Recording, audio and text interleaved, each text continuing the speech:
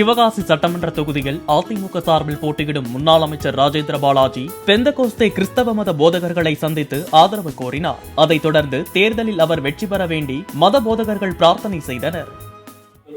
அதிகாரம் உள்ளவர்களுக்காக ஜெபிப்பது நம்முடைய கடமையாக இருக்கிறது. ஆகவே இந்த நாள்ல ஐயா நம்ம எல்லாரும் ஒன்றா இணைந்து ஜெபிப்போம்.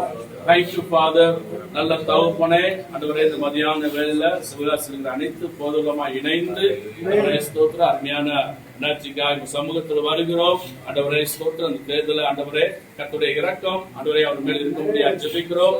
நீதியுள்ள தேவன் கர்த்தர் நீதியை நிலைநாட்ட முடியாது ஜெபிக்கிறோம். இந்த பகுதியில் ஆண்டவரே பெரிய மாற்றத்தை உண்டாக்க கர்த்தர் உதவி செய்வீராக. ஆண்டவரே அநேக வாக்கு வித்தியாசம் எண்ணத்தை கர்த்தர் தந்திருக்கிறீரப்பா. ஆண்டவரே அப்பா இந்த சிவகாசி பட்டணத்துல ஆண்டவருடைய நாமம் மகிமைப்படும்படியாக ஐயாவை கர்த்தரை பயன்படுத்துவீராக. நிர்மல காரியத்தை கர்த்தர் வாய்க்கப்படும்படியாக ஜெபிக்கிறோம்.